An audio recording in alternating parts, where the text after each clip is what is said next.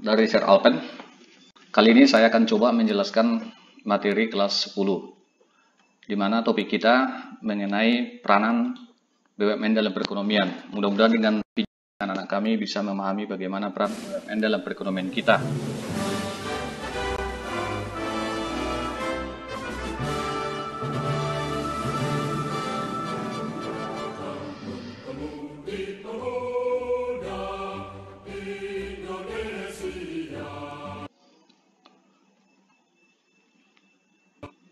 Oke, baik. Langsung saja saya jelaskan terlebih dahulu konsep materi kita dalam satu bab ini. Judul bab itu adalah badan usaha. Nah, jadi badan usaha ini nanti dibagi atau digolongkan menjadi 3 ya. Nah, ada BUMS, ada BUMN, ada BUMD, dan juga ada BUMS. Badan usaha milik swasta, badan usaha milik daerah, dan juga badan usaha milik negara. Nah, dalam pertemuan ini saya akan coba menjelaskan fokus di sini. BUMN dan juga BUMD. Nah, kalau BUMS itu nanti di pertemuan berikutnya. Jadi akan kita bahas kali ini adalah BUMN dan BUMD. Nah, kita next. Yang pertama kita bahas dulu apa sih yang dimaksud dengan BUMN itu ya. Nah, jadi kalau BUMN itu adalah badan usaha milik negara. Nah, milik negara. Nah, ini diatur di dalam Undang-Undang Nomor 2003 ya, nomor 19 tahun 2003, di mana BUMN itu adalah badan usaha yang seluruhnya atau sebagian besar modalnya itu dimiliki oleh negara. Nah, ini kata kuncinya ya. Nah, dimiliki oleh negara dan melalui penyertaan secara langsung berasal dari kekayaan negara yang dipisahkan. Nah, itu pengertian daripada BUMN itu sendiri.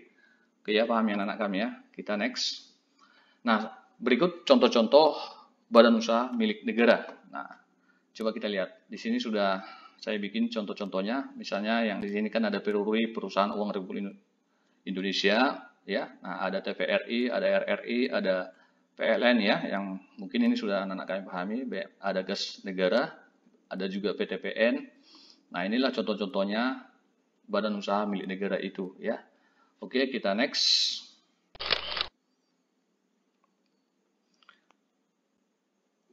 Muncul pertanyaan, apa sih peran BUMN dalam perekonomian itu? Nah, jadi BUMN itu sangat berperan ya dalam perekonomian Indonesia. Yang pertama peranannya adalah sebagai penghasil barang dan jasa demi pemenuhan hajat hidup orang banyak. Nah, ini merupakan aplikasi daripada Undang-Undang Dasar 1945, yaitu pasal 33 ya nak ya. Pasal 33. Nah, coba nanti dibuka. Nah, inilah aplikasinya. Sebagai penghasil barang menguasai hajat hidup orang banyak.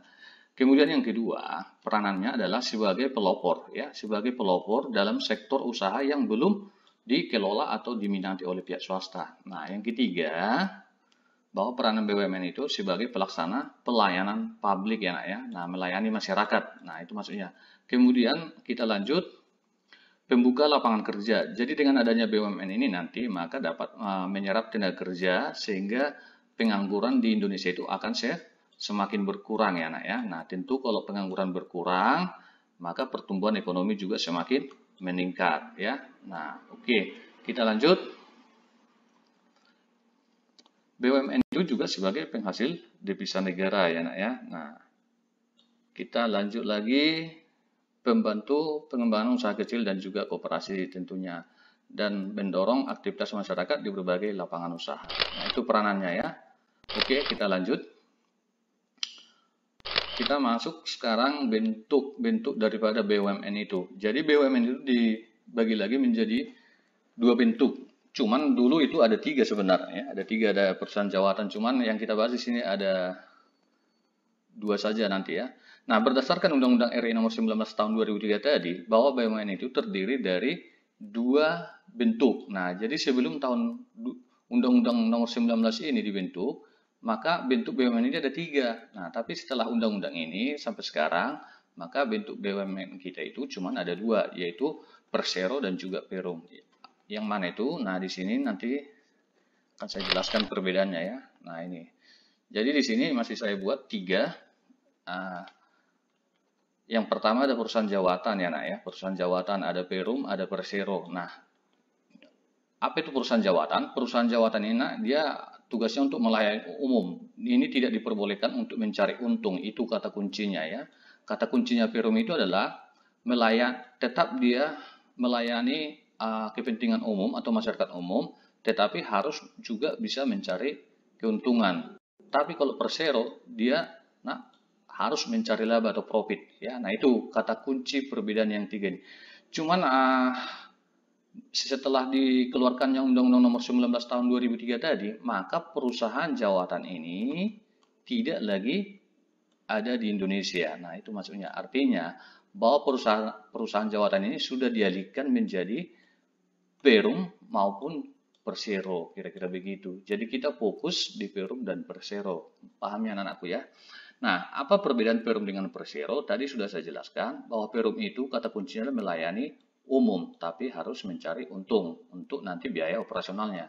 Nah, kalau PT itu memang harus mencari untung. Jadi, lalu muncul pertanyaan, bagaimana kalau rugi solven? Nah, disitulah nanti kadang BUMN itu melakukan yang namanya privatisasi ya, atau dijual kepada pihak swasta, kira-kira gitu.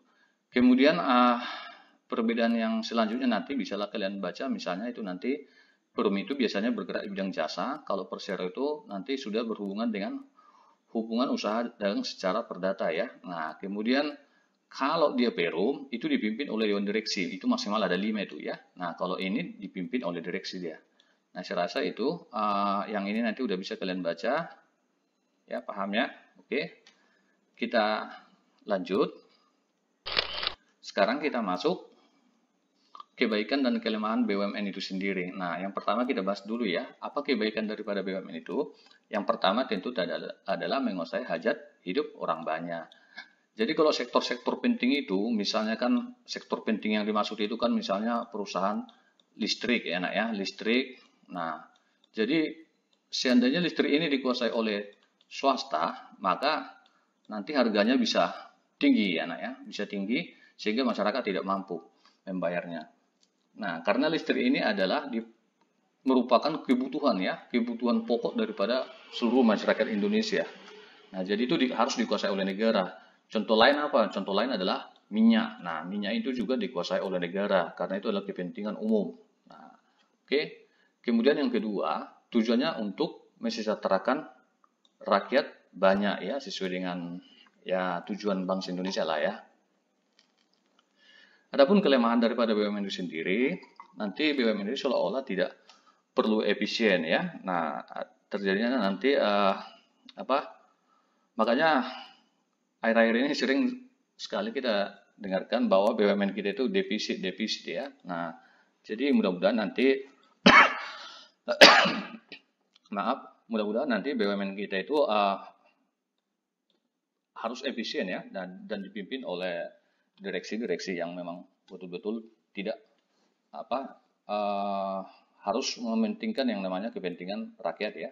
Kemudian yang kedua, keputusan di tangan penentu kebijakan. Nah, jadi kelemahan daripada BUMN ini ya, kalau misalnya ganti nanti direksinya, tentu kebijakan juga berganti, kira-kira gitu ya. Nah, kita lanjut. Birokrasi sering sekali berbelit. Nah, kalau sekarang ini yang mau dibenahi oleh pemerintah kita ya, melalui pemerintah pusat ini yang mau dibenahi, saya lihat ya. Nah, jadi mudah-mudahan BUMN kita itu nanti akan dibenahi ke depannya sehingga menghasilkan ya. Kita lanjut, badan usaha milik daerah. Kita masuk badan usaha milik daerah ya. Nah, badan usaha milik daerah maksudnya di sini adalah perusahaan yang didirikan dan dimiliki oleh pemerintah daerah itu sendiri. Nah, di mana daerah itu nanti ada dua, ada tingkat provinsi dan juga kabupaten dan kota. Nah, kalau di contoh-contoh BUMD, misalnya PDAM Tirta Deli. Nah, ini saya ambil contohnya yang ada di lingkungan kita karena kita Deli Serdang, ya.